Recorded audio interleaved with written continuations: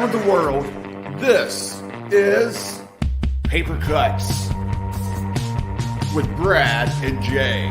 We'll just get this out of the way here. Thanks for joining us on Brad's show. Yeah, thanks for coming to my show. I did not say shenanigans. Okay. Are you drinking already? No, I've just got water. Always looking smooth, aren't you? Yeah, I do it. I try to clean up for the show. Look, one of us has to. Come on. Joining us this evening, Stoker Award winner, E.V. Knight. We are live. Good evening, everyone. Thank you so much for stopping by. Totally appreciate Paper Cuts. My name is Jay. That's Brad over there. Enough with us. You don't need to know about us. You already know about us. We have a special guest this evening. I don't know how we landed this guest. We owe some people some money somewhere. But it's not every day when we get a Stoker. And I was told I need to be on my best behavior. So we'll see how that goes. Why? The people that we owe money to. They said that. Oh. Writer of The Fourth Horde, Children of Demeter, in her newest. So everybody hold it up at the same time. 3 Days in the Pink Tower, just to name a few. Welcome to the show, everyone. Thank you. What's going on, Evie? Nothing. I'm just hanging out with you guys tonight. It's a Friday night. What are you normally doing on a Friday night besides hanging out with dope microphones? Either at a Savannah Bananas game or I'm working in my real life job. You were just telling us off the air about Savannah. Yeah. Exactly what that is.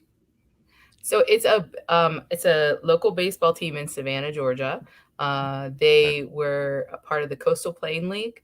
In fact, they just won the championship for the Coastal Plain League.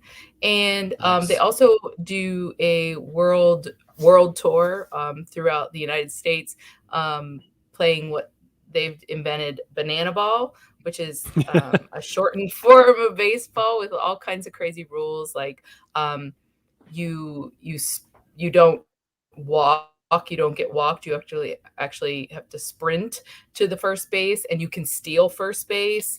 And like if a foul ball gets caught by an audience member, you are out. And so they got all kinds of crazy rules, and they do all kinds of fun things between innings. And they have like the dad bod cheerleading squad, and they have the banana nanas, which are the dancing grandmas, and they have a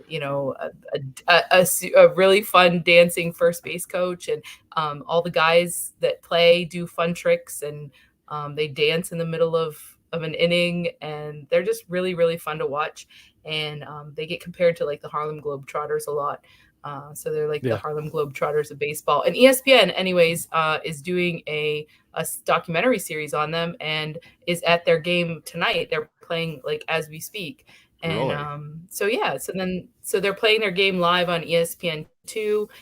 And then after that, I believe, or before it, I'm not sure because of rain issues, they're going to play the first episode of the documentary they did. So you could have been there, but you chose to be here with us instead. Supposed to be here with us. Yeah, right. So, exactly. I'm not getting rained out at the game. So. It sounds like one way to get people interested, if they're not too interested in baseball and if they think it's too boring, it's like a whole different world of baseball, a different take on baseball. Exactly. And that's what they say too, that baseball is boring. And so they're like, we're going to make it fun. And they do, and they sell out. Like it's tickets because it's crazy. It's sold out. Every game is sold out. It reminds me of remember the basketball movie where they mix basketball and baseball together? It kind of reminds me of that a little bit. Yes. Yeah. Kind of like that. I mean, they do all kinds of fun, crazy stuff. So and my husband is a manana. He's a dad bod cheerleader. So he's there. Right now. Nice. There's got to be a video of that. There's got to be a video of that somewhere. There is, for sure. Yes, there is.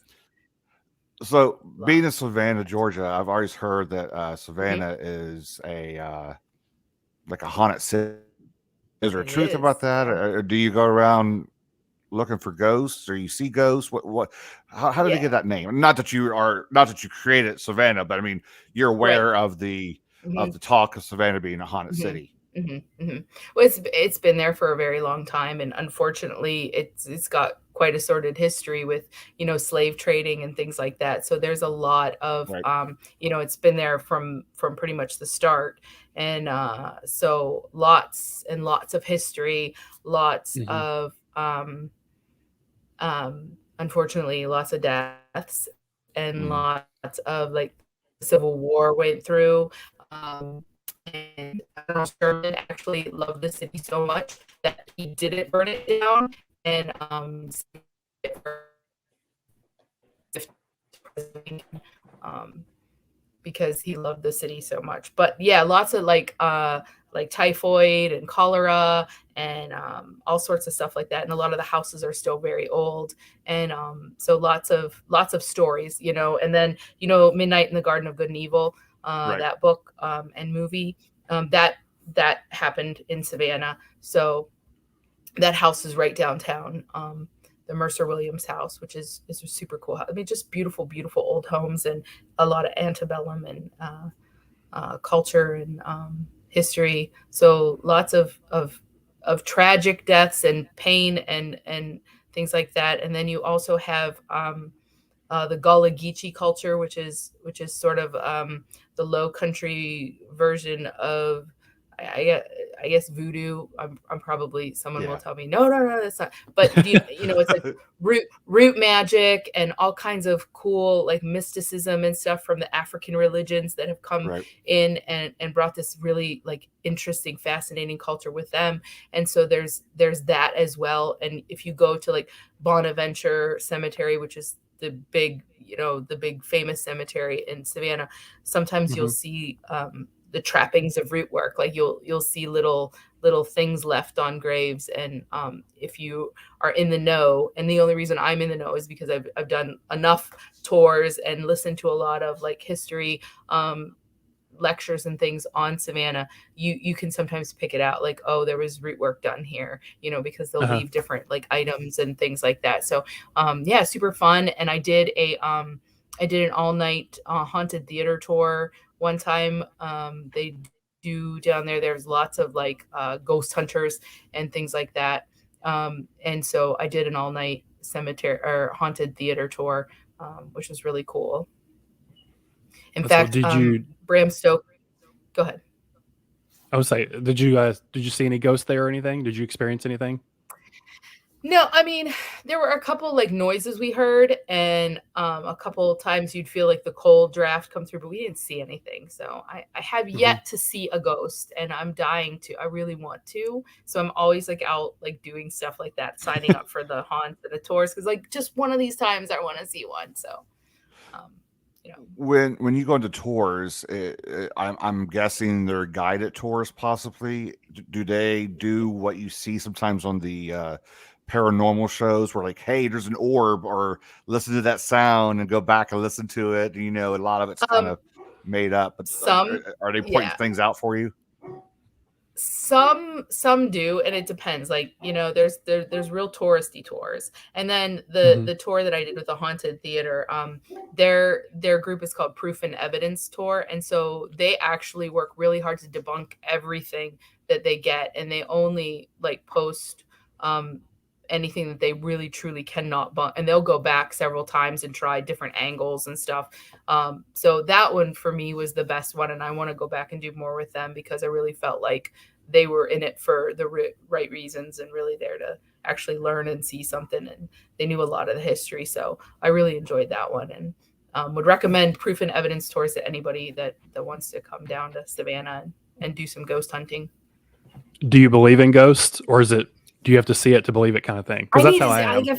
Yeah. I really want to believe in them. But yeah, I gotta see it because I don't buy the orbs and the cold spot. You know what I mean? Like that's just Right. not enough for me. Like if I see it with my own eyes, then I feel like I'll believe it. So I need to see one. Like I watch all these ghost hunting shows, but I'm like, they could fake all that because it's TV. Yeah, But exactly. but it's so interesting to watch because like maybe it's real, maybe it's not, but I have to see it, Right. and then I'm like, oh, then I believe.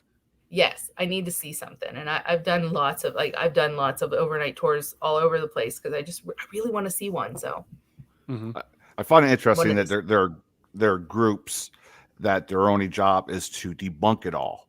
Right. So it's like the non-believers. They Yeah. don't want you to believe, so it's their job to Right. debunk everything for you. And Exactly. like, come on, why you gotta be so negative? Just allow Yeah, me I to have know. my Like, just no, allow me to have come my on. thing here. Yeah. Like I like that one. I really believed Yeah. in it. But Yeah. Is there So- is there one specific place in Savannah that would be like your top ghost hunting experience place you'd want to go to and investigate? I would love to get into the Mercer Williams house just because I absolutely love the book and the movie, and I really want to get in there. But it's Jim Williams' sister that owns it now, and they do tours, but they do not talk about that. They don't talk ghost about stuff? ghosts. They don't talk about no. You can't even ask about it. If you ask about it, they say we don't talk about that here, and it's Oh. really just a tour of the house, like in its history and its architecture. So it would be really cool, I think, to get in there. But people are doing that tour wanting to know about the That's- ghost. I mean, it's just, Yeah, that's why half I'd of be them like a sign kid, up. like, I gotta ask. Yeah. I'd be kicked out I'm right sure away. they get sick of it. Right. I would too. So Yeah. I heard that right away when I got there. And so I haven't done the tour yet because I can't go in there and just like not ask about it. I wonder why they do that. If they're trying to distance themselves, maybe they don't believe and they're trying to distance themselves from it. Maybe. I mean, I can imagine it was, with the book and the movie and everything. It's such a, his sister is probably just so tired of all that. And that, it really was somebody, it was somebody's brother. It was somebody's, Yeah. family. So it's probably feels disrespectful to have that in your face all the time. So I understand where she's coming from for sure. But So what does living in a city like this that's haunted, that has a history, does that do anything for you when it comes time to write? oh, absolutely. Are you being channeled through some of this history and it's going into your writing? Yeah, I really want it to.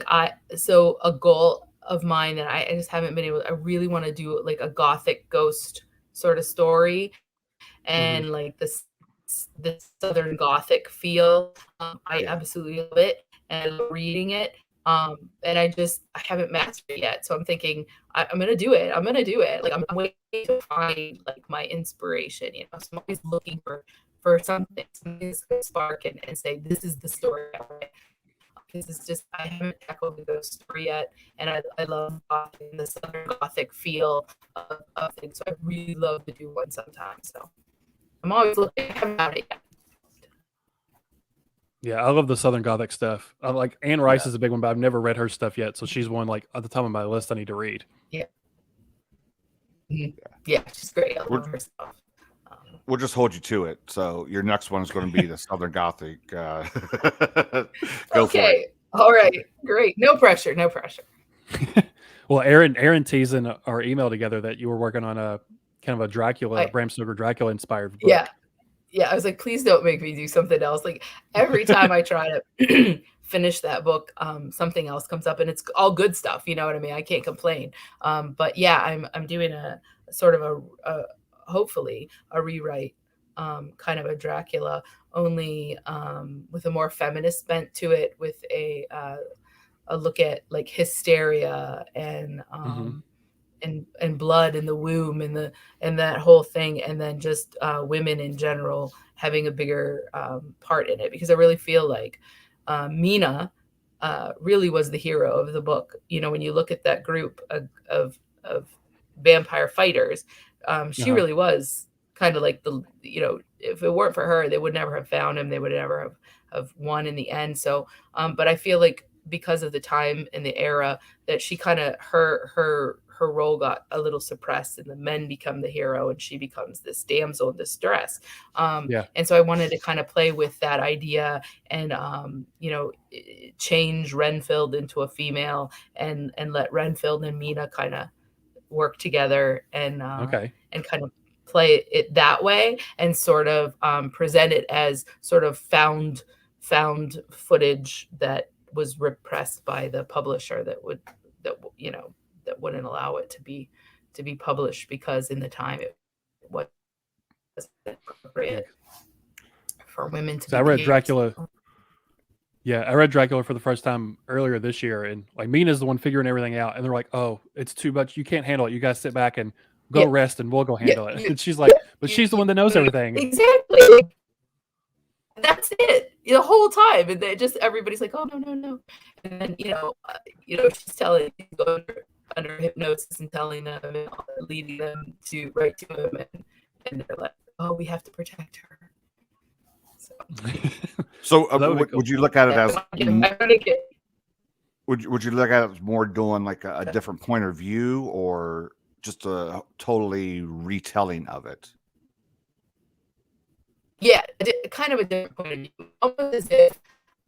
So I was approaching it as if first of all, I changed films and kind of her a backstory that was sort of like all this other, in Dracula, it had the safe with all of their journals and all stuff in it that Mina put all together, right? The idea is that there was a separate safe with these things that were taken out of the book. This information was put on because in that time women couldn't be that. So it was almost like they had to quickly rewrite Renfield, and that's why there's not really a good Renfield seems like a plot hole a little bit in Dracula, because you never really understand, like, did he know Dracula before? Like, how do they have this connection, and where is he from, and who is this guy? And so I kind of wrote it to fill these plot holes to it, explain why the ending doesn't make sense, because all of a sudden you can stab somebody with a knife, and then it just like there's so many things that didn't, like, it's almost like he dropped the ball at the end. Like, and I was trying to explain it away as if he was under pressure from sort of quickly change things so that women weren't the heroes. It had to be the men, because no one would accept that. And so it's kind of like found footage, missing parts of Dracula or something is kind of how I'm trying to do it, but it's taken a lot more effort than I thought it was going to. Have you been working on that one for a while then? I've been working on it for like 2 years. Okay. I find it funny that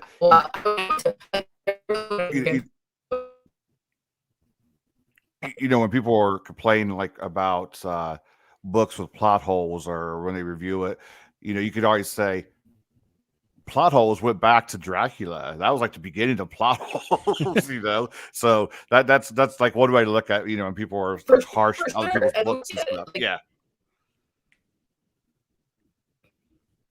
Right. Yes, Dracula is full of plot holes, and yet it's right. second only to the Bible in sales and distribution. So yeah, it's taken a while, and then I took a break from it to write the Pink Tower. So I'm kind of just getting back into it again. But yeah, I went to Philadelphia. I looked at Bram Stoker's original notes. I got to go to the Rosenbach Museum, and like they pulled all his actual handwritten notes for Dracula out, and like got to look at them and try to really get in his head and figure out, what he was doing too, trying to. That's really cool. That was awesome. It was really cool. Yep. Anybody can do it. You just have to, you make an appointment and tell them you want to go and why, if you're working on something, a project or whatever, and you just make an appointment and go, and they'll pull them all out for you. It's really awesome. So you've been working on that for a while, and you took a break, and that's when you started writing latest. Okay. Mm-hmm. So, I mean, that seems like a very big shift in a mindset. You're going down the Dracula road, and then this is not Dracula. No. So this past June was the 30th anniversary of the incident, and and it was coming up, and it was just on my mind a lot. And I'd always thought about doing something with it, writing something just to kind of get it out of me. And it was coming, and I was like, you know what, it's like I can't get it out of my head. It's time to maybe put everything else aside and just purge this. And so I spent about 3 or 4 months just kind of focusing on my story and how I wanted to retell it. And so And took a for break. people that don't know, what is this about a little bit? So it is, we're calling it like autofiction or speculative nonfiction. Speculative autofiction. Yeah, whatever. Like, so yeah, it's based on when I was 17, I was kidnapped from my home at gunpoint by two men I didn't know and taken away to a hunting cabin in the woods where I was raped back and forth by them. And yeah, so it really it changed. It was the summer right before my senior year of high school, so it really affected me in so many ways, and made me, I think, a lot of what I am today because of what happened, both good and bad things. And like I said, the 30th anniversary is coming up on it, and it's always something that's there. Like, there's the box of papers and stuff, and the clippings from the newspaper, and the all the things from the police department, and all the interactions in the court that I had, and all my letters and things like that. People letter, just have to like purge it and let it go. It come up. I wanted to do something with it. It was write something. I was like, I don't want to write a memoir. I don't want to like write my story. It just seemed like, what was the point of doing that? Like, so many people share their story, and what made mine any different or any more special. And so I thought, well, I'm a horror writer, so what could maybe I could write something and really like sort of change the ending and get, come out feeling better about it, like put my own closure to it. And so that's what I tried to do, and that's what I did, I guess. I don't know if I was successful, but well, that's what's really interesting about this particular story. Most people, if they go through that incident, they kind of make like an autobiography, and it's a factual, this is the history. But you chose the path to, it's more of in a fictional novella way, where it's names and faces may have been changed, or places may have been changed, whatever the case may be. It's a different road that you went down with to tell the story. Whereas, a lot of people would probably go with the biography or the autobiography way. So, I mean, what did you just want to be different? You didn't want to do an autobiography, or so? What made you decide to go down this road? Well, so like I said, I write fiction, so right. I've never written anything like nonfiction, anything substantial, anyways. This is an essay or something. So, I took around with that. Like, could I make a whole new story out of it? And then it felt weird too, because it's sort of take it in like a fully fictionalized story. Didn't feel right either. And I started thinking about it, and I was like, you know what? This is my story. This is what happened to me. And it belongs to me, and I can do whatever I want with it. And if I want to paint it purple and gold and, throw glitter, I can do that. And if I want to end it differently, I can do that because it's my story. And then the more I thought about that, I was like, yeah, you know what? I want to see, one, could I do it? And two, could I do it in a way that would inspire maybe other survivors or victims that, realize that it is your story. Like, it is your story. This happened to you. You own it. It's yours. Do whatever you want with it. And see, look, you can do whatever you want with it, and end it however you want. Bring it, make your own closure. And that's kind of what I wanted to do. And I was pretty happy with the way that it worked out. And so hopefully it's inspiring in that way. It is inspiring that way. I like the fact that you're saying make the ending the way you want it. I mean, you somewhat become a superhero that way, in a way. It's like, if it's such a sad ending, let's make it make it the good way. So yeah, that is a very inspiring ending. Yeah. Because like, especially with rape is about pain and controlling somebody. And to be able to take that control back and be like, no, you don't get to decide how my story ends. I get to decide how my story ends. And so, so that's what I really wanted to do with it. Like, okay, all right, let's do it this way. And, Do you think it was harder or easier for you to write it in sort of this fictionalized format instead of doing it like what Jay said, like a non-fiction, like autobiography way? There was it was probably a little bit harder, I think, because there was a few times where I had to step back and tell myself, okay, I am not Josie.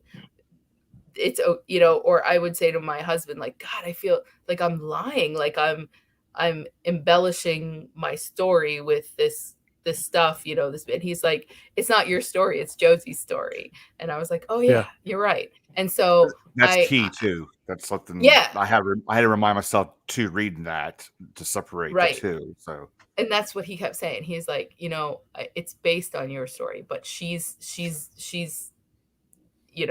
isn't you, and you put her there and she's going to be okay. And it was just like, it was really inspiring to have him say that, like you get to be, like in the beginning, I say, you get to be the creator. You are the high priestess of this. You are. So he's like, you get to be the universe sending her messages. So you get to step away and let her, experience it and let her come out okay. You're going to make sure she's okay. And so once I realized that was kind of it, I became sort of the universe on the outside, sort of guiding her. Then it became a lot easier, because it was just a matter of saying, this isn't exactly my story. It's inspired by my story. There's a lot of truth in it, unfortunately, but certainly not my actual story. And so being able to step back and say, I'm just going to be Josie's guide through this and get her out of it. It was a lot easier once I came to that mindset and that realization. Was it as cathartic as you were maybe hoping it would be or thinking it would be once you were completely done with it? Yeah, I was, playing around with the end scene for some time with that, and I just wanted to be done with. I wanted it to be over when it was over, and like not what really happened, which was my entire senior year spent in a courtroom and in trials and in retelling it and having lawyers question everything you did. And I wanted it to end and walk, and just sort of like that whole that slow motion hero walking away from the explosion and stuff that you left behind. And that's how I wanted it to be. And so I was super happy with how it worked out. Like the sort of that idea of walking into the woods, knowing that it's still the woods of, like, I talk about it being sort of like a fairy tale woods, like and sort of walking into it knowing there's going to be a lot of scary stuff still to walk through, but walking away from it anyway. So I think this may be my first story that I've read that is based on true events. I mean, I've seen a lot of movies, because you sometimes will have like the disclaimer in the beginning, inspired on by true events.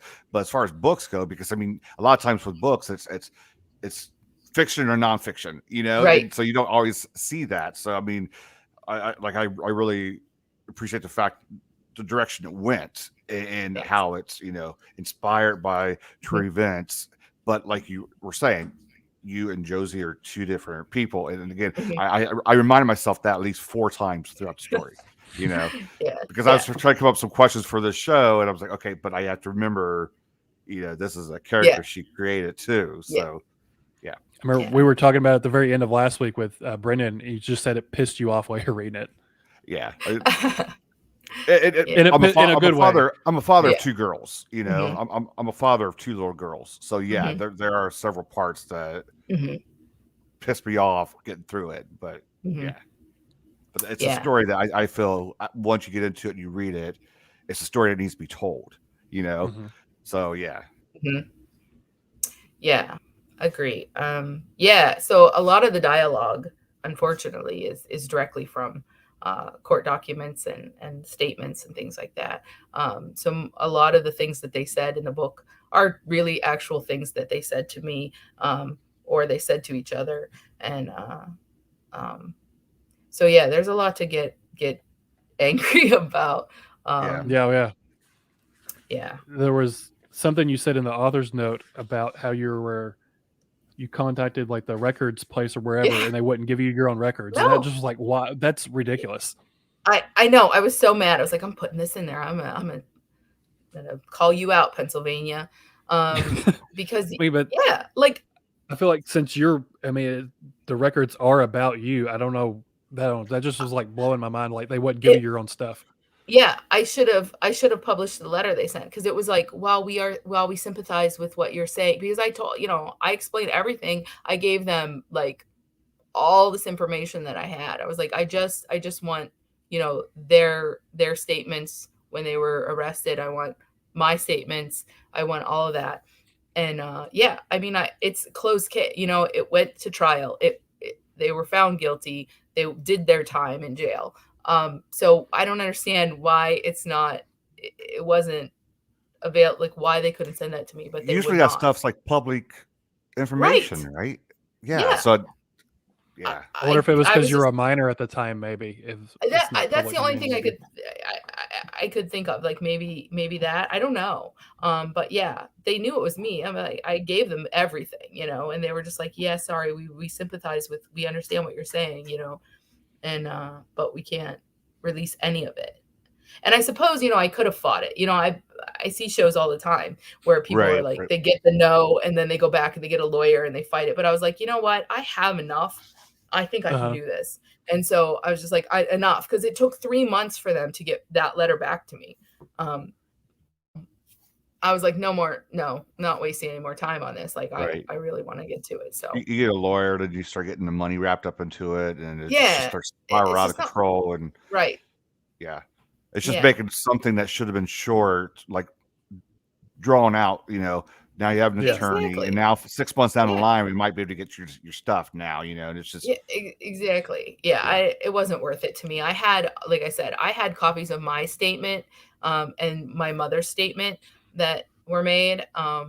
And I had then when they came up for parole, I got to do my victims impact statement. So I had those from like the 5-year mark, the 7-year mark, the 10-year mark, because they'll type them up and send them to you for approval before they release it to the parole board. So I had those, and I was like, you know what, this is enough. This was my story anyway. So I said this, the day after it happened. This is what I said, 6 months after it happened. This is what I said. So I had my story, and that's all that mattered to me. So when you were writing this, was it always a conscious thing that you were going to release it out for the public, or did it start out you're just writing it for yourself and it turned into a story you might want to release? Because I was talking to Aaron about it, and I was like, if something ever like that happened to me, like I would not want anybody to know. Like I might write it, but I wouldn't want anybody to see it. It'll never see the light of day.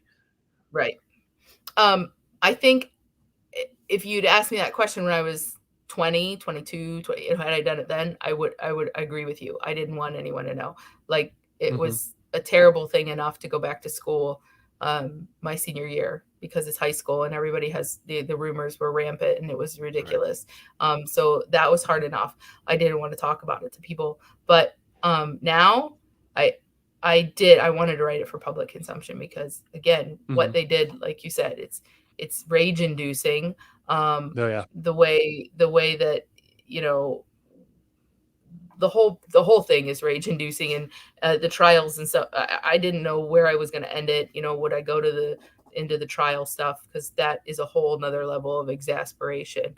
But no, I wanted it out there because I really, once I was done with it, and once I had it the way I wanted it, I was like, yes, I want this out there because I want people who feel that way. Like, no, I don't want to share this. I don't want anybody to know that you don't have to share it. True.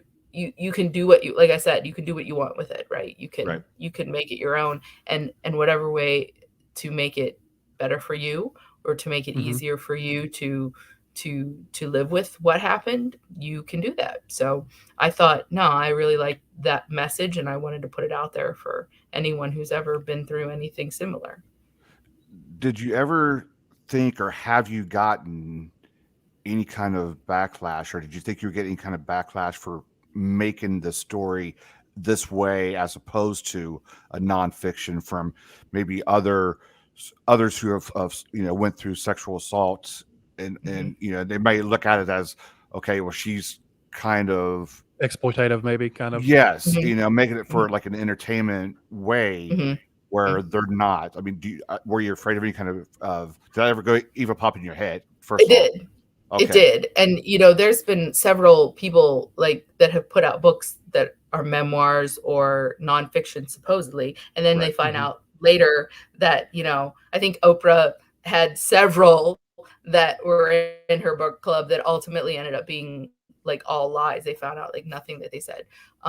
So I was I was worried about that. But at the same time, I was like, no, I put this author's note in.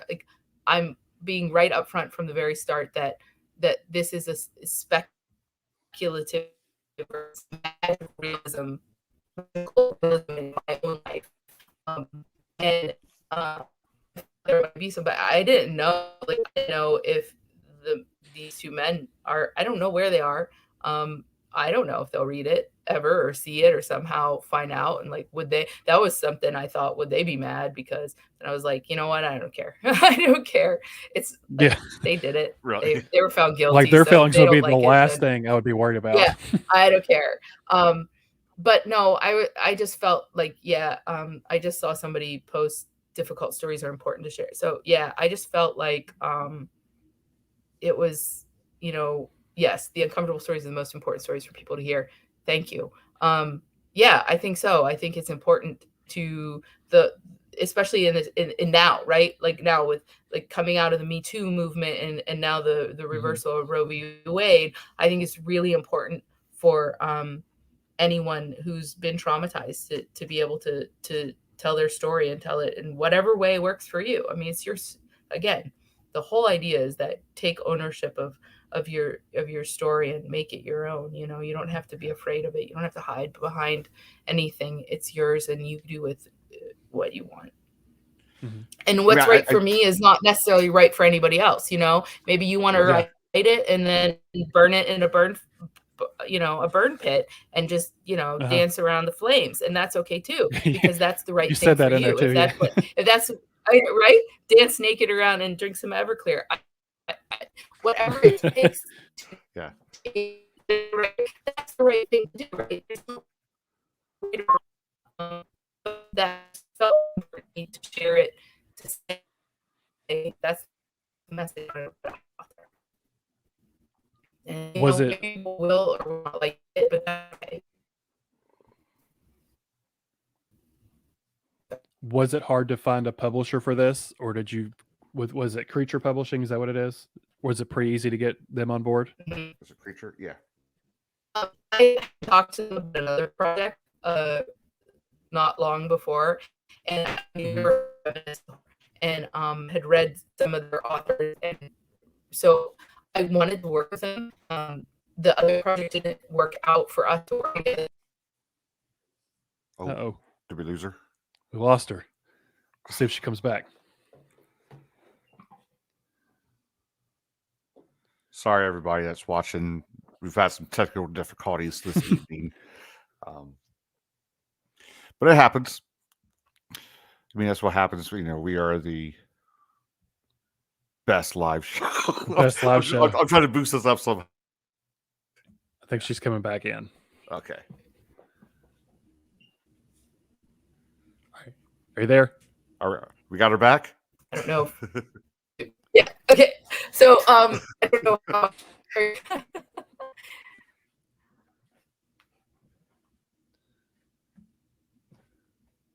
The excuse dancing naked and drinking Everclear is a good excuse. Yes, absolutely. No, so I don't know how much if I missed it, but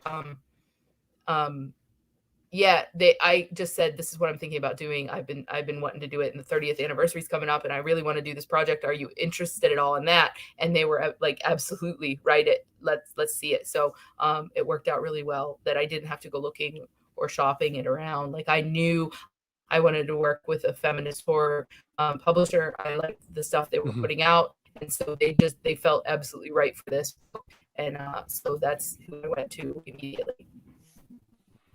So where did the whole idea of, where did the whole idea of incorporating the tarot cards in come from?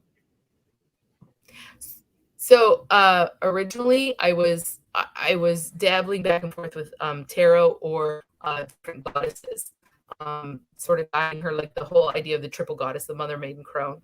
And and I had talked to a couple of my friends who are really into the occult and mysticism, and I was asking about, like, what symbols do you think I could put in? And I really want to and someone said, you should look at tarot for symbols. If you're looking at symbolism, you should look at tarot, because you can take symbols off the cards and put into the, in the environment and stuff. And and so I started looking at the cards, and then I did that, we can incorporate this whole spread and kind of living that spread out, and then sort of interpreting each card as it the message from that card, and sort of using that to guide her through the trauma. And all of a sudden that seemed the more right thing to do. And so I kept the black dog. I kept Hecate's black dog, because she was going to be a main goddess in it, and I couldn't get rid of the dog, and so I kept her dog. But other than that, Hecate had to go, and Artemis, Diana, the deer, the stag. So I kept some of their stuff, so they're kind of still in there. And I just use them sort of as players, almost as characters too, and then use the tarot to guide her through the process. So was this the first time you ever messed with tarot cards and done anything with them? So you don't have a history with them? I love tarot art. I love the art of tarot. I love all the different decks and how each different artist interprets the meanings. And I'd love to learn how to do it. I just have never sat down and really done a lot of, like, I haven't learned it well enough. But I was actually had just looked at Sasha Graham's book, and I quote her in my book, The Magic of Tarot, because the whole idea that she teaches in that book is that it's storytelling. It's looking at the cards instead of memorizing the meaning of the cards. It's looking at the cards in that moment and what it means to you, and looking at the symbols on the cards, and then and I was like, oh yeah, that's, of course, it's storytelling. It's exactly what I'm trying to do. And so then all I had to do was try to figure out what her spread was going to be, which was weird because it was like working backwards, right? Instead of getting your spread and then looking at the future, I had to take her story and find the spread that would tell that. So that took a little bit of work, trying to put together a spread that would meet my story criteria. But I don't know. I don't read tarot. I wish I did, but I love the art. I collect decks because of the art. And someday maybe I'll learn it. But well, surprise, because backstage we have someone. I'm kidding. We have a card reader backstage. We're doing it live on the air right now. Oh my god! We are going to play. We're going to play a game in a little bit, some tarot card trivia, and see how well we do. See how well we learn. I did like the tarot cards in there because it lent this sort of fantasy kind of aspect to this really intense, heavy read. So it was a little bit of levity before diving back into all the heavy stuff. Yeah, I thought so. I thought it was a nice way to sort of, I don't know, symbolically tell the story at the same time. So. Right. It was also sort of a way for her to kind of escape into her own head a bit. Right. To dissociate. Yeah. Which is what I say all the time. Like, as a victim of these sorts of things, it's really what happens. It's almost like your soul sort of dissociates. Your soul just kind of curls up in a ball and hides away inside of you, and then your body just mechanically takes over. It's your survival instinct, your very primitive brain that takes over and does, and I always hate it when rape victims get asked things like, well, why didn't you do this? And why didn't you try to do this? Or even domestic violence, like any victim of trauma, like, why didn't you do this? Why didn't you do it? Right. I don't know. I can't answer it. I don't know why. All I know is that I was doing what seemed to be the right thing in the moment to survive. And that's because that's what our bodies biologically are built to do. Right. They're not meant to help, for you to think through it. They're just meant to act, because we are living creatures. That's our drive. And so it was a way for her sort of to curl up in that ball and have something to do while her body does whatever it needed to do. It's always easy for someone who's not in a situation to ask questions. Why did you do this it is. and that? So people love to do that too, don't they? Right. Like they love to do it. Because there was a few moments in here, it was like, oh, that would be a perfect opportunity for her to run away.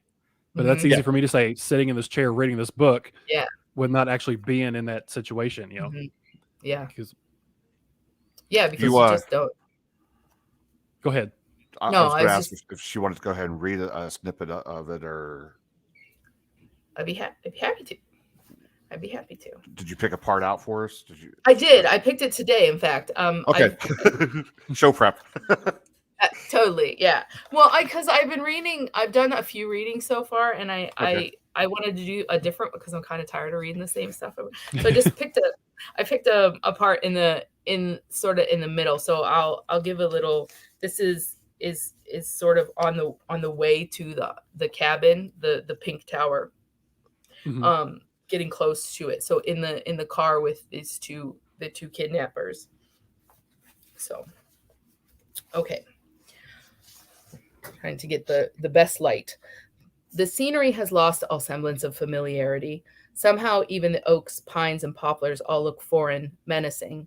I think of the Grimm brothers fairy tales my grandma used to read to me, when the main character realizes that the woods they are in no longer look the same. The trees take on a sentience and create a sense of danger for the protagonist, usually a child or a young woman like me. It means you can soon expect to meet the villain. I've certainly gone beyond the borders of safety of a forest filled with bunnies and songbirds. Here is where you'll find the glowing eyes of lurking predators, the haunted calls of carnivorous birds, brittle twigs snapped by unseen things. Here, in these woods, we will come upon the witch's cottage, where the real story begins. All that's happened up to this point was just preamble, setting the stage for what is to become of me. Slither is driving much too fast for the gravel-covered roads.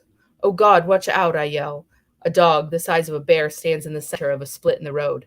The beast is like a behemoth version of the prize I won 1,000,000 years ago, back when I was strong enough to conquer my fears, back before I regressed to this childlike mouse pulled against a gunman in the back of a maroon mechanical prison in the middle of an evil enchanted forest. Slither doesn't seem to see it, but the dog sees me. I know it does. It's crazy to think the dog can see through the car and into the back seat. It seems even further unlikely that we could make eye contact, but I swear we do. Flat Top stabs me in the side with his elbow. What are you screaming about? I look at him. How can he not see? The dog. I point, but there is no dog on the road anymore. It must have run off. There was a dog, a big dog in the road. We almost hit it. The noise comes from Flat Top in an awful honking, braying laugh that I've heard in every movie starring Bill Paxton I've ever seen. That know-it-all jock asshole guffaw that is not truly a laugh, but a warning. Don't fuck with me, and don't you ever, by God, I mean ever, question or disagree with me. You're losing your mind, young lady. I thought you said you were smart. First of all, those are horses. He points to a pasture on the side of the road where a couple of bored swayback nags stand swishing flies away with their scraggly tails. And secondly, they're behind a fence, not on the road. Hey, Mike, you hear this girl? Slither looks up from the rear view and meets my eyes. I think I see an apology in his. He turns up the radio, currently playing Sympathy for the Devil by the Stones, and swerves to the left, away from the horses and deeper into the woods. Flat Top snakes his dirty hands up my shirt and squeezes my breast. Almost there, a few more minutes, as if I'm anxious to arrive. It occurs to me to wonder how he knows where to find Slither's friend's cabin. It also occurs to me to panic. I am nearing the end of my life. Even if I somehow survive, I will not return whole. This I know for certain. The cabin is pink. Completely Pepto-Bismol pink, what my brain has deemed abysmal pink. This place looks like a child's drawing. It is the pink ice gingerbread home of Hansel and Gretel's witch, and me without my breadcrumbs. A 2-story abomination, no porch, no fancy shutters, a nightmare. As someone stood on the roof and simply dumped cans of bubblegum colored paint down the sides, stands surrounded on 3 sides by forest. The front yard is filled with overgrown weeds and split in half by a 2-lane dirt drive set so far back from the road no passerby could see it. We park parallel to the house so that the passenger side window faces it. I don't want to die there, trapped within Barbie's dream coffin, legs spread wide and mouth filled with orange syrup and cum. Flat Top grabs the gun from the console and stuffs it in the elastic waistband of his shorts. Come on, let's go in. He holds his hand out to me and I take it. He escorts me around the front of the car. We stop. You see how I took you this way so you couldn't see the license plate? I've thought of everything. I nod and think that if he is worried about me seeing the plate number, maybe they really are going to let me go. It's crazy if they do.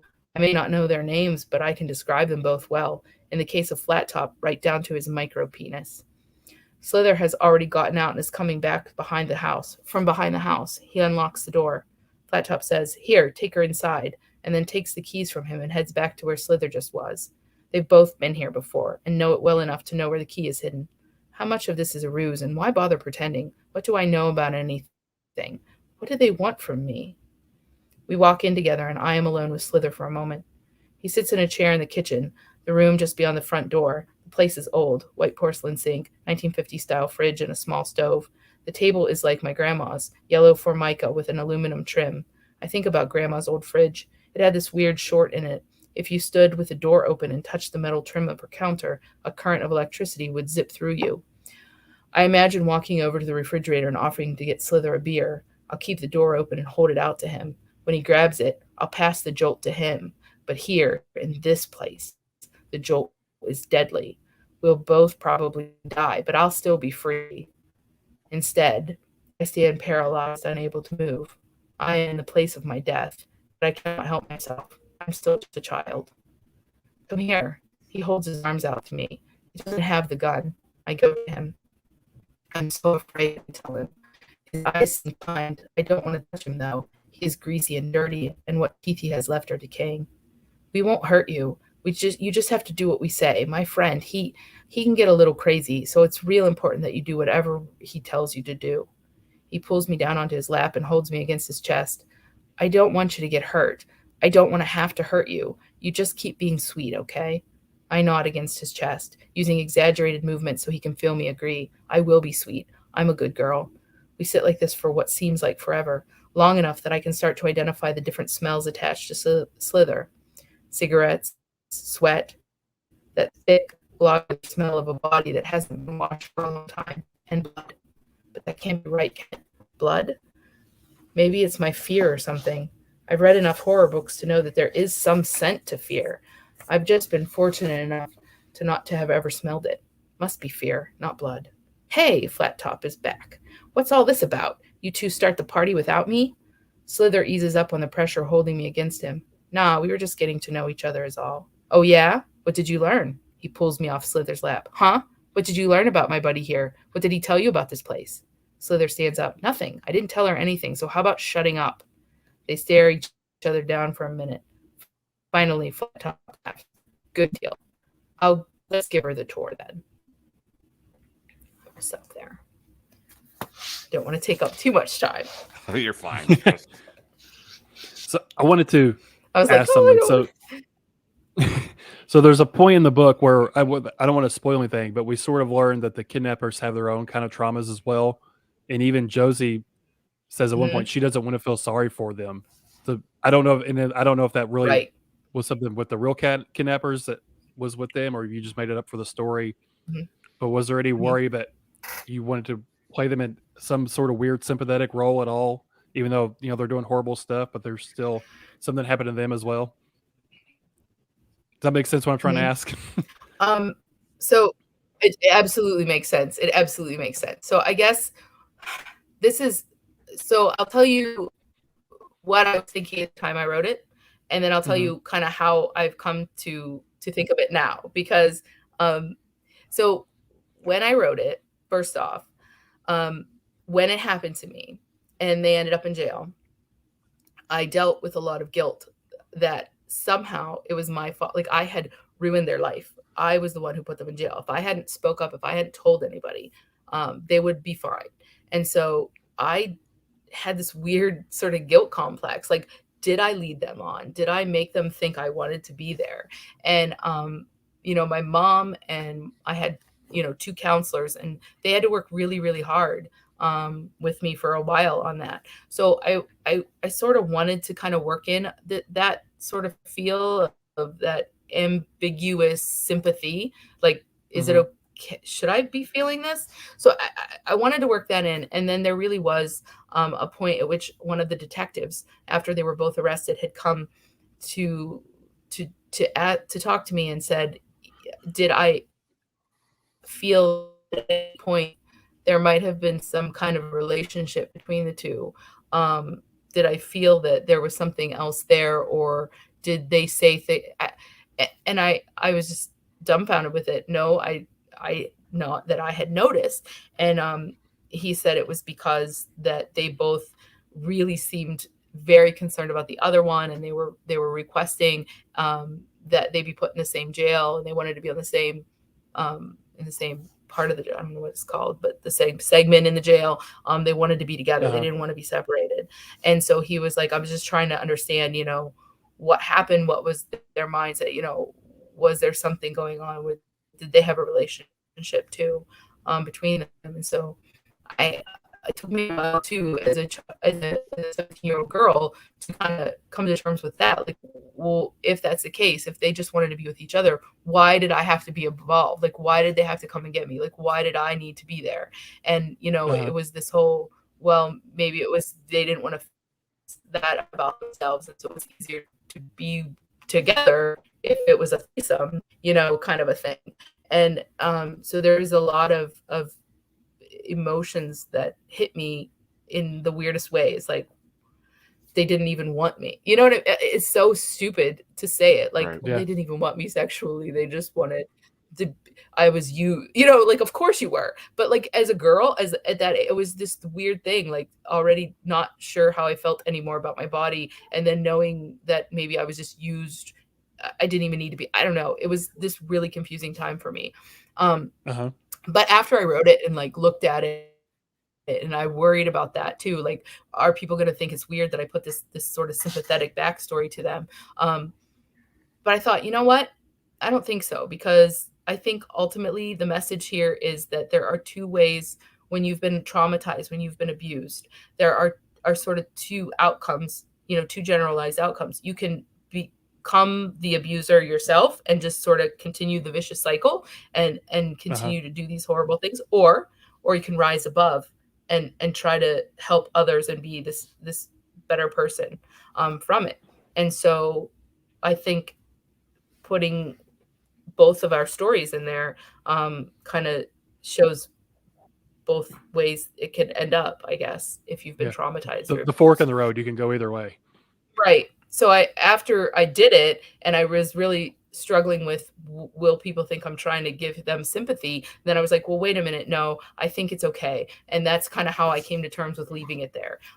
Because I was like, yeah, because you can end up, you can continue the cycle of abuse, or you can stop and rise above. And so that's the two roads in this book. And you see that a lot, like basically with any serial killer, like they go on their backstory and they're always abused as a kid, or, something that bad has happened to them in their past.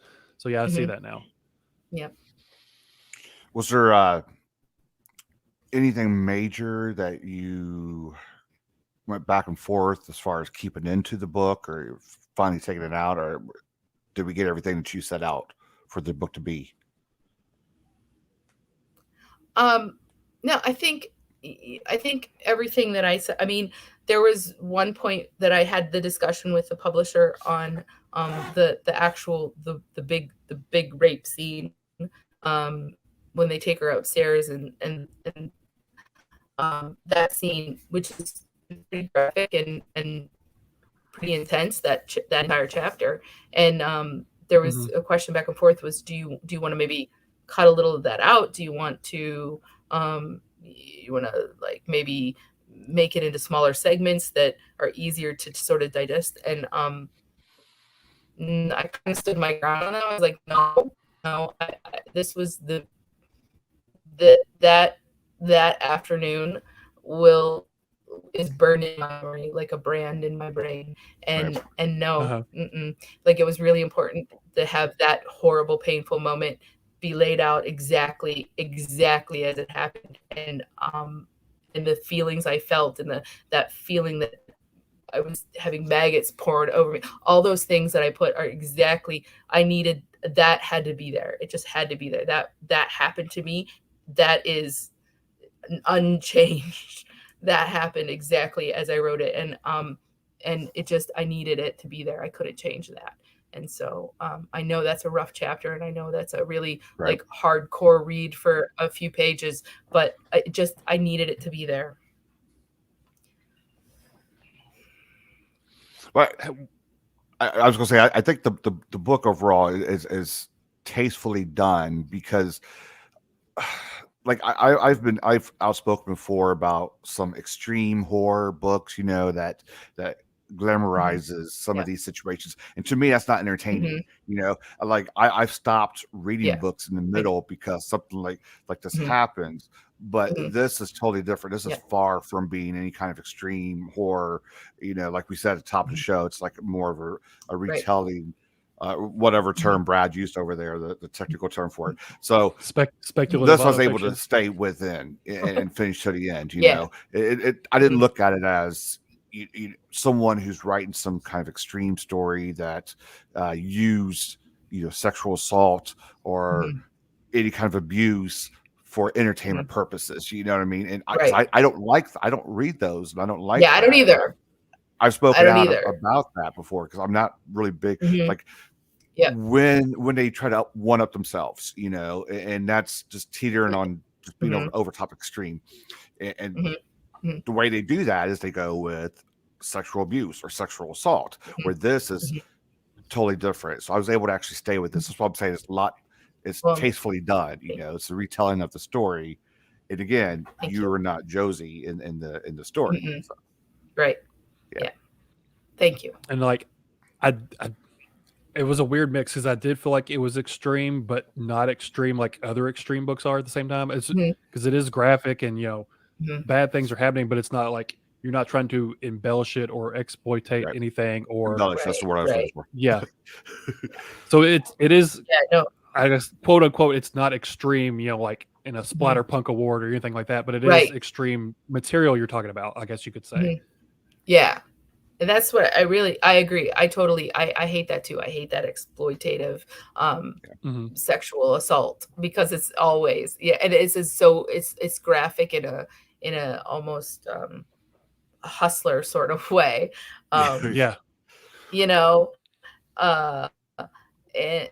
And I didn't want that, but also I just felt like that chapter is the reason that I did it in the first place. That's the thing that has stayed with me, that's the thing that has affected my life, that moment in my life.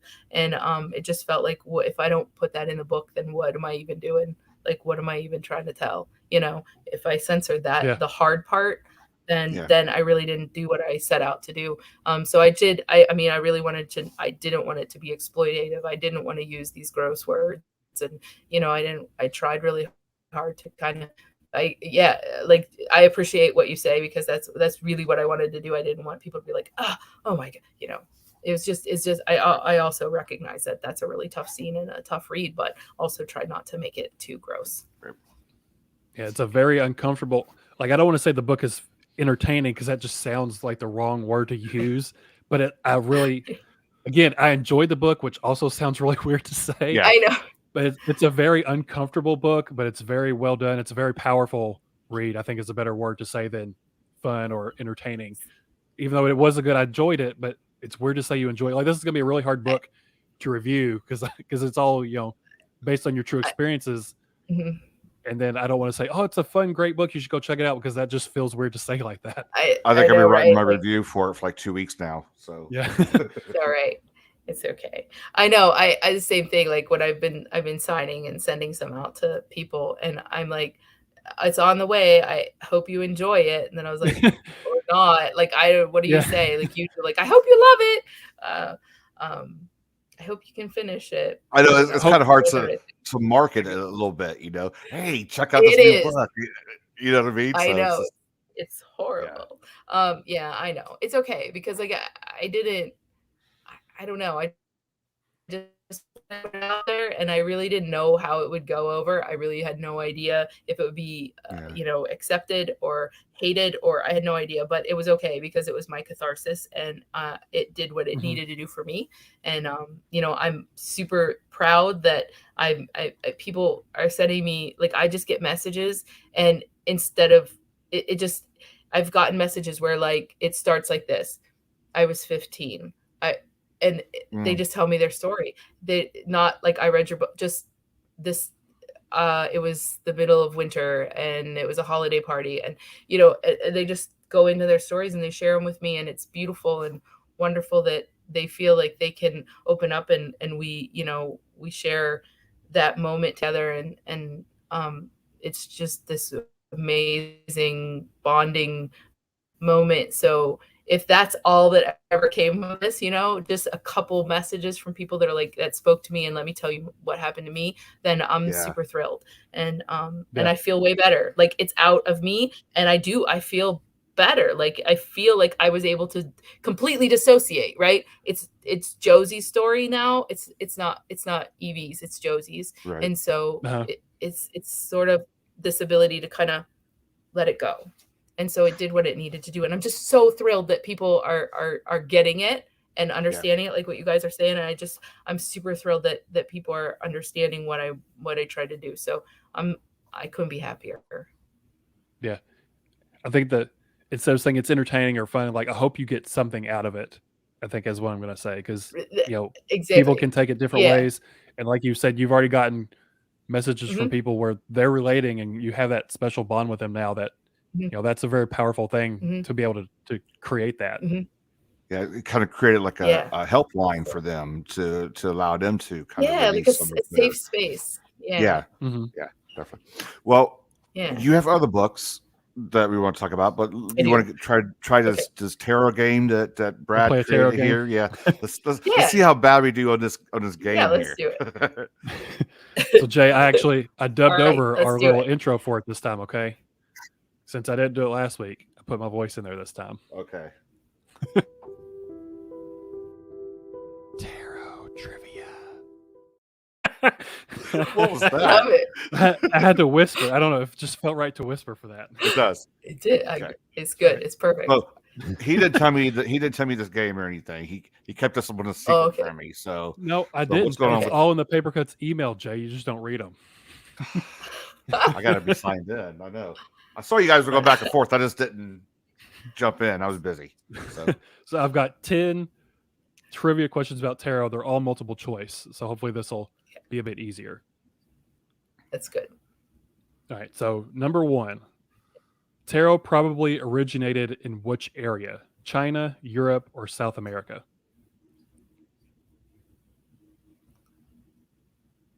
I dropped out. Think it has. Oh, I'm sorry. Okay. Do I need to repeat it? Did I drop off? All the foils, yeah. So tarot probably originated. Tarot probably originated in which area? China, Europe, or South America?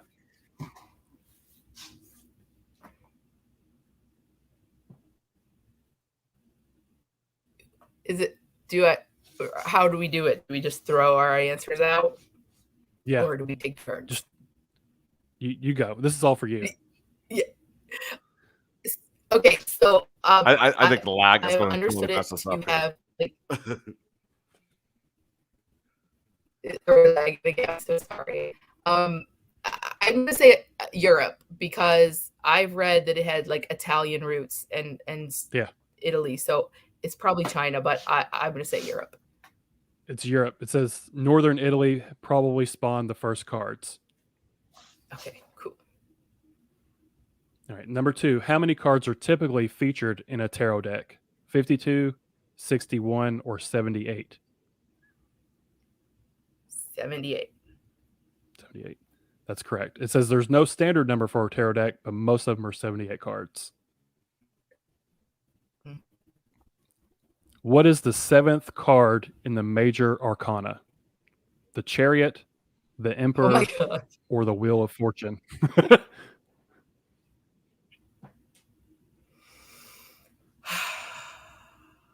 I think. This is probably the hardest question on Okay. here. Yeah. I'm trying to think because I've looked at those books like a million times. I'm gonna say the Chariot. The Chariot's correct.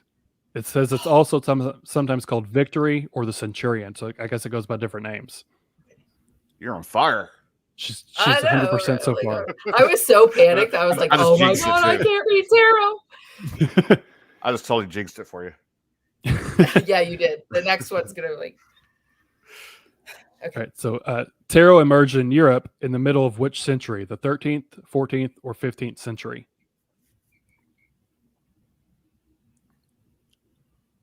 15th. 15th, correct. Man, she's killing it. I was thinking of 15th.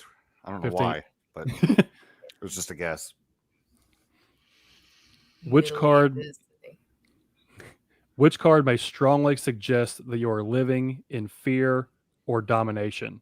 The Devil, the Hanged Man, or the Emperor? Oof. Which card may strongly suggest that you are living in fear or domination? The Devil, the Hanged Man, or the Emperor?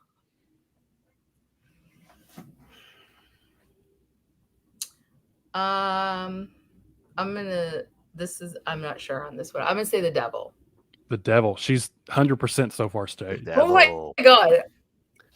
It says that the Devil card may signify that your life will be better if you learn to let go. The first condemnation of tarot was based on the card's ties to what? Its ties to gambling, drinking, or occultism. Well, I'm gonna say occultism, but that's probably not it. I don't know. Is that too This one- obvious? I got Yeah, this it one seems wrong. too obvious, right? It was ties to probably- gambling, which I just sounds weird. Gambling? Gambling, yeah. Which I would have totally I think thought because occultism. the pentacles were coin. I would too, but yeah, I guess maybe because they're coins, maybe because like so the pentacles can be coins, they can be discs, so maybe the coins. I don't know. Interesting. Gambling. If the moon appears in your present, you should be wary of what? Of danger, deception, or physical pleasures.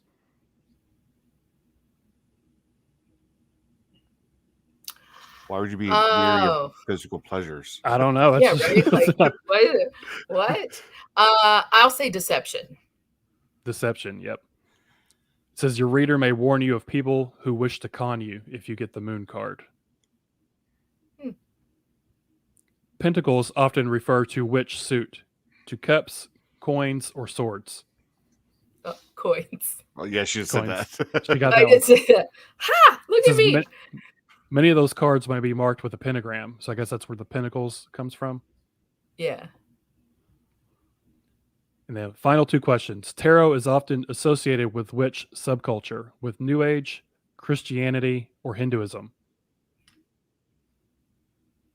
It's New Age, I would say. New Age. It says, yeah, that's correct. Like- The New Age movement was all the rage in the 70s and 80s. Which you have another book, I think takes place in the 70s, right? Is this one in the 70s? I do. I have, yeah, that one's in the 70s. Well, that one is based on a cult from the 70s. It kind of takes place in the present, but the present is affected by what the cult from the 70s did. Yeah. And I have a novella Right. called Dead Eyes that took place in the 80s. Nice. You know, homage to the VHS slasher films of the 80s. So, yeah. Those are the best. Those are the best slasher films, the 80s ones. I know, this is right? the final I question. remember going down to like the little corner store. Oh, yeah. Sorry. I miss Blockbuster. Blockbuster, we talked about that last Right, time. you know, I miss going like to going down with the your video friends, stores and like picking it out. hanging out. And, Yeah. Exactly. It's just, So, okay. it's just go not the ahead, same sorry. scrolling through Netflix. It isn't. It isn't. All right, the final question. This ready. one I thought was this one was appropriate. I thought. Which card is often associated with abrupt, harmful life changes? The moon, the tower, or the world? The tower. The tower. Boom, The card boom, often boom. represents crisis or hazards. I thought it was a good one to end on. The tie-in. That's cool. Tie-in. Right, She got 9 out of 10, Jay, and she told me, she's like, I don't know anything about tarot. Yeah. I was just worried you'd be like, what does this card mean? What's that card? I'm like, there were some of them. Those like ones from my stuff. there were some that was like gibberish. I was like, I don't know, have any idea what it's talking about. You did show good. me up For to all the someone- tarot lovers. For someone that didn't know anything about tarot, you got 9 out of 10. That's good. I was stressed. You stressed me out for nothing. That's a lot higher success rate. Normally our breathe. game. Yeah. Yeah. First of all, nobody should ever stress out about this show. Okay. Yeah. I was like, This is oh, not my a show God, to he's stress gonna, out about. like, Yeah. Normally our games don't go that well. They're like, I have no idea what you're talking about, and it just flops hard every time. yay! Yeah, she was on, No, she was on those fire. were good questions, though. Yeah. So talking about some of your other Those were books. good.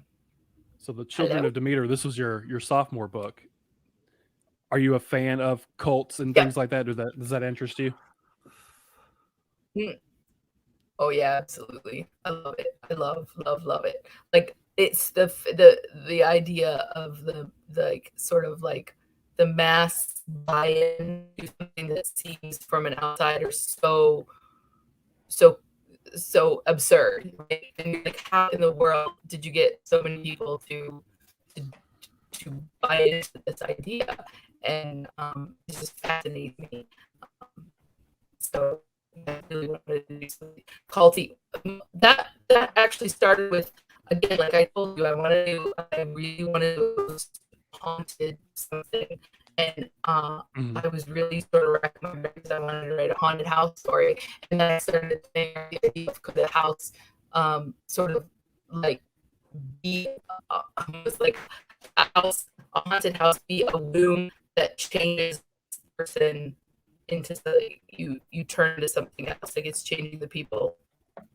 It's something that you're evolving or devolving, because the house itself is changing you as you're inside it, and that's kind of where that idea came from. And then this idea of the cult and the fertile grounds and that kind of thing, and the earth kind of taking back the cult members and sort of devolving them into something that it could control better. That was a trippy story, by the And way. again, a goddess, because I love my god. It was thanks, Yeah. thank you. I really wanted it to be super trippy, and then and I really like goddesses too, because I think it's cool to have these badass female beings, and so Demeter, this angry goddess, because you put worshiping her appropriately, and so she got everybody back. So that's how it definitely evolved into something else. But I really I love the cover on this. Story. Did you like Lynn? Did you have any say Lynn Hansen in the cover? I knew I wanted it to be a psychedelic look, like like the Woodstock posters. Yeah, right. And that's really what I told her. Yeah, and that's what I told her. So I just took a bunch of like all those psychedelic poster art from the 60s and 70s, and I just sent her a bunch, and I was like, I want something like this, like real like naturey, and then she just knocked it out of the park. Like that cover is I love it so much. I feel like I need to put it on my wall with a black light. I know, right? Like she may have so it, gorgeous. right? She does have it. Yeah. Okay. Yeah, she probably has a big version of it. Yeah. She does. Where you see Lynn Hansen, she goes to a lot of cons. And I have a poster size version of it that I bought from her. So So you need to get her to do the cover for your Dracula book, because she just did like the 125th anniversary cover of the Dracula reprint or whatever. She did. I know. I'm gonna hit her up, you know, as soon as I get the damn thing finished. I will. I absolutely am. Like like, you know, I already love her. Like I love her and I love her art. And when she told me she was doing cover for the Dracula, I was like, oh, Lynn, like I'm reading this too. So I'm totally gonna hit her up. I hope she hears this, and then she called her We'll out, just send so it to now her. she has Yeah. to. We're just sending her Yeah, video. yeah. This video. Okay, hey, watch this about the hour and No, 20 like minute everybody's mark. expecting you too. You know? Yeah. Right? Yeah. Now you're obligated to do it. So Like now, yeah, exactly. Everybody thinks it's a great idea, so Now you have to do it. So, are covers Exactly. important to you? Because all your covers they're all different looking, but they're all great. Like I love this one. The Fourth Horror is a great cover. Mhm. Is this Daniel Sarah? Looks like Daniel Yeah. Sarah. Yeah, And it you have is. Lynn Yeah, Hansen. it is. It is. Yeah. Yeah. So is cover art important to you for your books? It is. It's really important to me. I'm really lucky to work with publishers that let me have some say. You know, some do, some don't. But to really let me have some say and get to look beforehand and give any feedback, and then have like, amazing artists as well. But yeah, everybody has been really cool about that, and I mean, I have a bunch of books on my shelf that, you know, we all have our TBR power, you know, pile that we're like, I'm never going to get to all of these. And then Right. what do? You go to the store and you're walking past one and you see it, it catches your eye, right? Yeah, and you're right. like, I'm going to buy that. I don't even know, you know, I probably never read it, but that. Oh no, Jay, you kicked her Oh. out again. You have the Fourth Horror too, right? I've had the ebook of it. I have a physical copy of Children of Demeter. Do you? I'm curious but how many words this one is. It's the longer. font I in think it- it's the novel. I think. Yeah, it's 200 pages. Sorry. But the font And is yeah. so tiny. It is. It's a little over, I want to say it was 120,000, but between 100 and 120,000, because I know I worked hard to try to get it down for them because we wanted it a little less, but that's a complicated read. Yeah. Complicated story to write, so it was hard to like. Was the font size a choice to make it a certain page length to make it better, or I guess printing or whatever? I think, yeah, I think so. I think it was the printer that needed to be so many. It could only be so many pages to do it. Yeah, so that's fine. What was it like for you to get? Again, it was good to me. Yeah. What was it like for you to get nominated for a Stoker from your first book, for your first novel? She won it. I know she did. She got nominated and she won it. Yeah. It was like surreal because when I decided I wanted to write horror, I got involved with the HWA through Mike Arnzen, and he's like, you should come, you should start coming to the HWA. So I went to the one, and I went to the awards ceremony, and I saw that haunted house statue, and I was like, I want that. Like, I want that really, really bad. And then to get the nomination for my debut, I was just like, there's no way is that gonna happen. Like, no. And then I was like convinced that somehow, you know, Arnzen had done something, you know, to get it for me. Like, you know, I convinced myself that it had nothing to do with my, you know, the book itself. It was just, he knew how bad I wanted that haunted house or something. My husband kept going, I don't think so. I mean, like, he's pretty cool, but I don't think he'd do that. Like, I don't think he's got that much pull. And but so you're thinking to yourself, you didn't really earn it. Your buddy was just. I really did. I was like, they all liked, you know, I showed up and I was fangirling the first year I went, you know, I was fangirling everybody. So everybody was like, oh, remember her? We should give her one. You know, I had myself convinced, like that whole imposter syndrome thing. But I guess, you know, I don't know.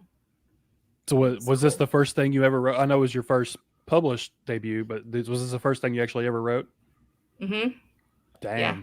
killing it. So, winning the Stoker for the 4th whore, were the first 3 whores jealous about this, or what? What happened to them, and are they pissed about this? Yeah, you know what? I don't know how to answer that. I mean, I know. I was like, James. I don't know. No, they all played a role in it. read the book. I guess we'll find out. Yeah, read the book. They all have their role. They all played their role to get us there. So Jay's been holding on to that joke and No, for as long as we knew you were going to be on the show. He's like, I want to say this. He's been holding that joke for so long. I have not. Stop it. Maybe the next day. Yeah, that's it's okay. It's quite the title. It is. Yeah, it is.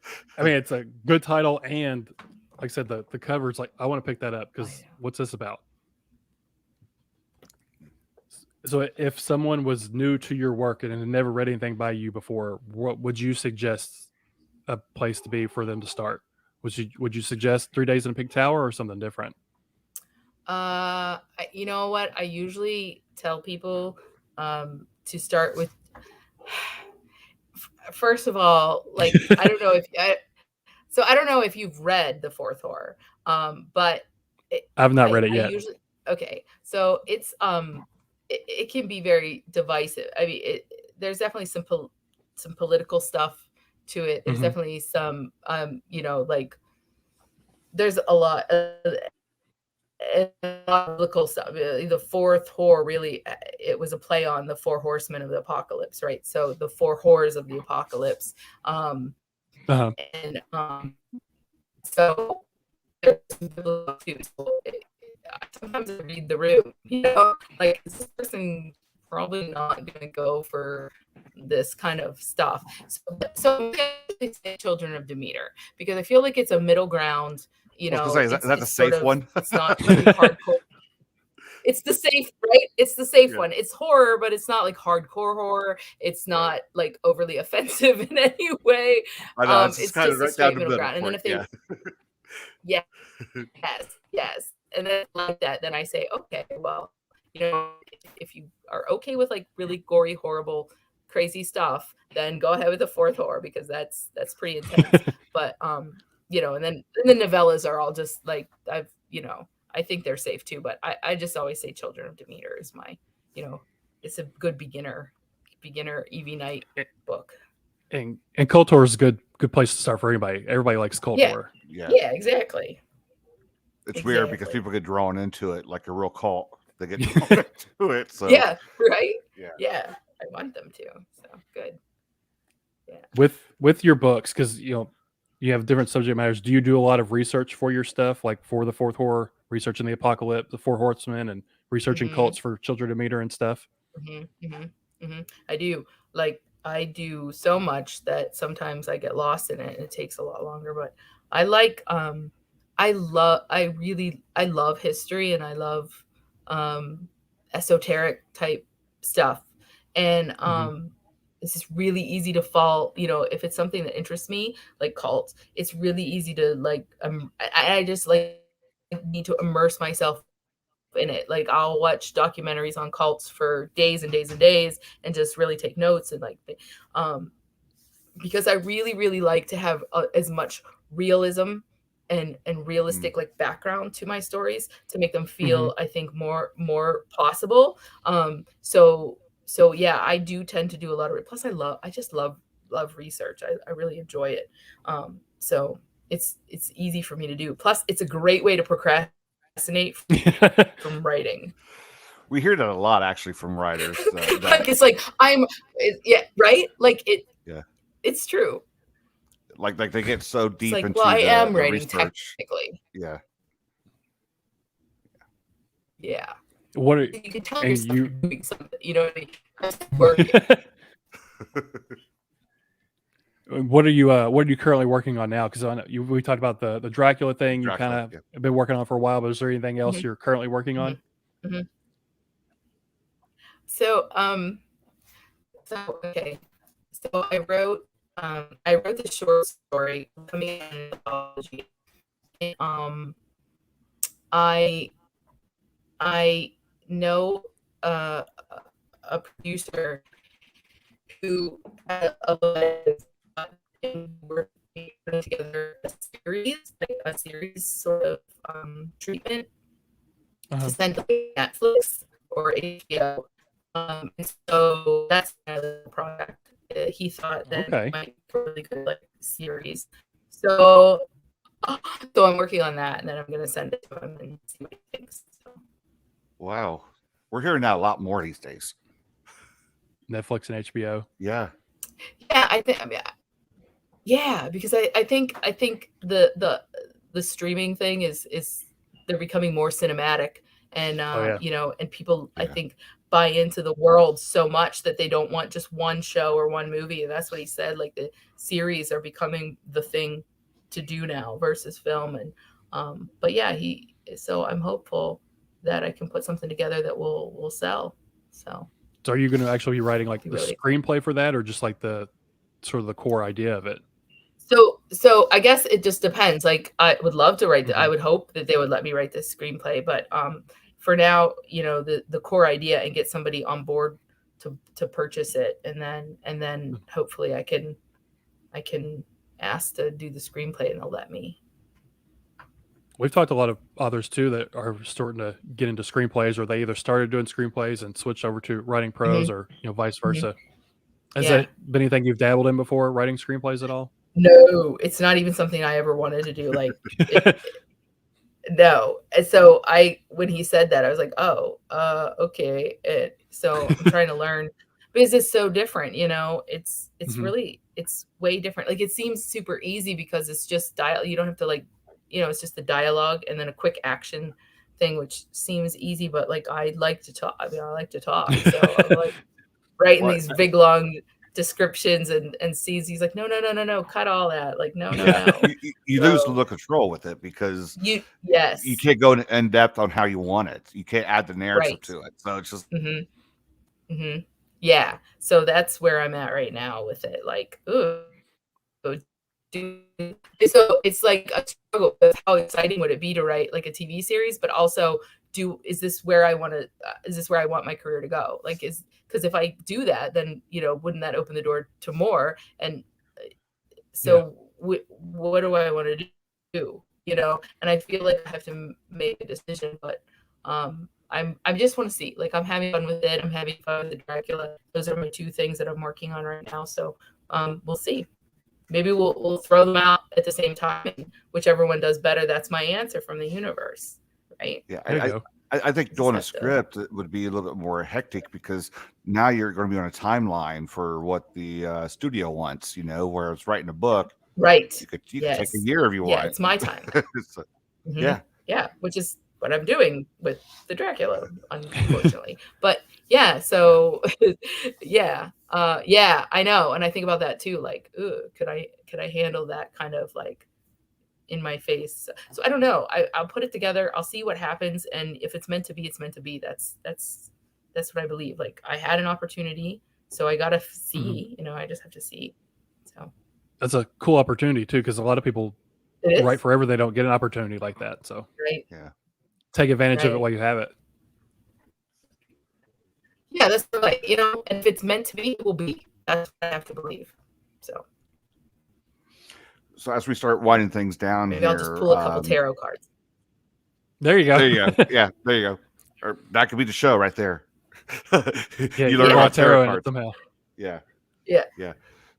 We don't want to take up much more of your Friday night, because we know you have to go out in that haunted town of yours and do some research. Watch the banana baseball team. Exactly. Yeah. Get that how checked the bananas out. are doing. Yeah. So as we start winding down here, where can people find you aside from camping out in front of your house? You're on socials, right? Twitter, Instagram, all that fun stuff. Listen, that sounds crazy, but also it would be so cool. Can you imagine like how cool it would be to like have fans camping? It'd be cool for a minute. I'm not. I think you're the first author that we've had that said that. I know. So I usually end the shows that way, but most of the time they're like, do the cringe laughter, you know, because they don't want people outside their Yeah. house. But yeah, I mean, if you're welcoming Nah, people, man, come. I mean, you're already in a haunted town. So Oh my god, that would be so cool. Right? Yeah, come hang out. Please, come hang out my lawn and hold up like signs. We love you, Evie. That's okay. But now I forgot the original question. What was your socials, Twitter, Instagram, all that stuff, where people can find you. Oh yeah. So at Evie Night Author on Twitter, Okay. on I think Instagram. That's my handle on Instagram too, and then Facebook, and then evienightauthor.com is my website. So yeah, you can find me on I all think those I should places. have all those. Or all those you should can be come to my linked in house. the description too. There you go. Just camp out and hang out. Okay, cool. Yeah. This has Come been hang fun out with me. This has been fun. We'll have to have you back, especially when you do the I'd love to. the Dracula, all the Dracula stuff, so we can dive into that. Yeah, but that would be fun. I've had a blast, talking to you tonight, and a lot of interesting stories. So we really appreciate you stopping by and putting up, spending your Friday nights with us.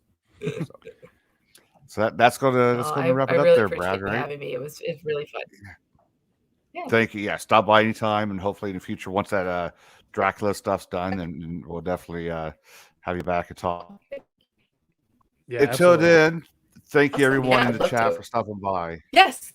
Everyone, we had a handful of writers, fellow writers, stopping by the chat with you tonight. So I saw them. I saw them there. Thank you all. That was awesome. It's good to see everybody. Thanks for everyone. Brad, any last words before we hop out of here on this Friday night? Go pick this up. It's available now. That's right. It's not a fun read. It's not an entertaining read. It's a very powerful. Well, unless read. if that's your first one, she said get Children of Demeter first. Okay. Right. Okay. So buy this one. Really. Buy this one and read it, and then go buy this one and read it. And then just get the whole go buy this one and read it. Yeah, buy them all. Yeah, just buy them all. That's probably the easy. Just buy them all at once, and then you don't have to go back out. Just put them all on your shelf. Safety. Good, guys. Thanks so much. Thank you so much, you guys. Thank you. Everyone in chat. Everyone's gonna watch this later. Thanks so much. Awesome. That's a wrap, and that's the way the cookie crumbles. Brad, this one's over with. Let's go with it. See you guys. Stay safe. Bye-bye. Love you, Jay. Bye.